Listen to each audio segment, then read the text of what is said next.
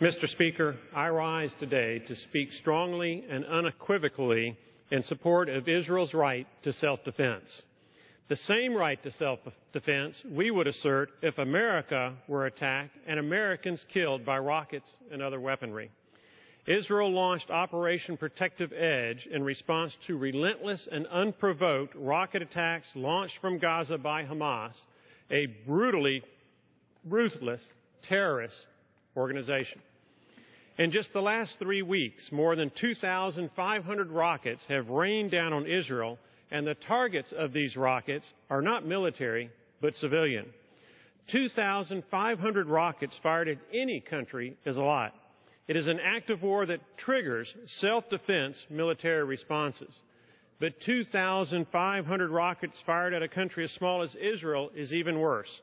To put the size of Israel in perspective, Israel is smaller than the Tennessee Valley of North Alabama that I represent. If anyone dared to fire even a single rocket at the people of the 5th District of Alabama, much less if 2,500 rockets rained down on the Tennessee Valley, you can be darn sure that we would demand an overwhelming military response. In Israel, Hamas fires at communities, at schools, at daycare centers, all with the same goal: to invoke terror by injuring and killing as many innocent Israeli citizens as possible. Fully 80% of the Israeli population is living under the constant threat of missile attacks, having to run into the shelters constantly, at a moment's notice, in the middle of the night, at all times of day, with seconds of warning. No country on earth would tolerate such a situation.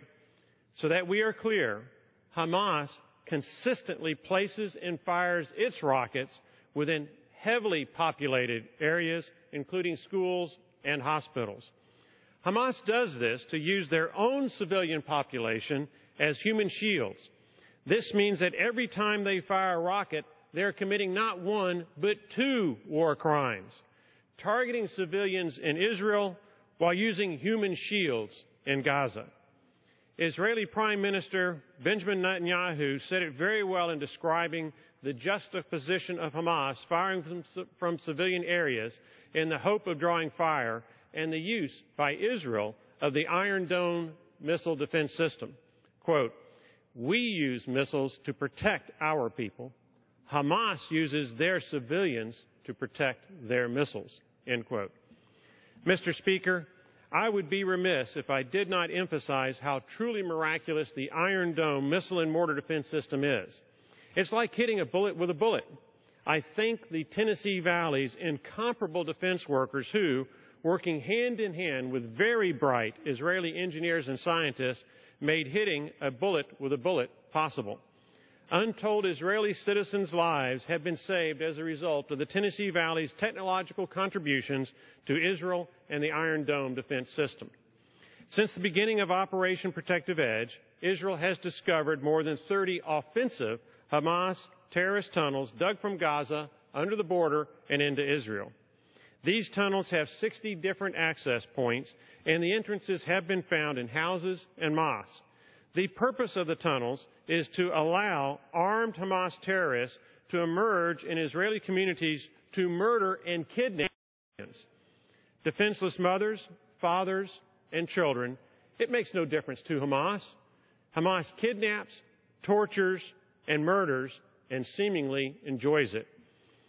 Israel's only solution, the only path to peace in the face of those who kill in the name of religion, is Israel's disarming of Hamas and the demilitarization of Gaza. Israel is the only democracy in the tumultuous and dangerous Middle East. Israel is unquestionably America's most reliable ally in the Middle East. The people of Israel are engaged in a fight to protect their home, a fight for survival, and America must stand with Israel without hesitation. Mr. Speaker, I yield back.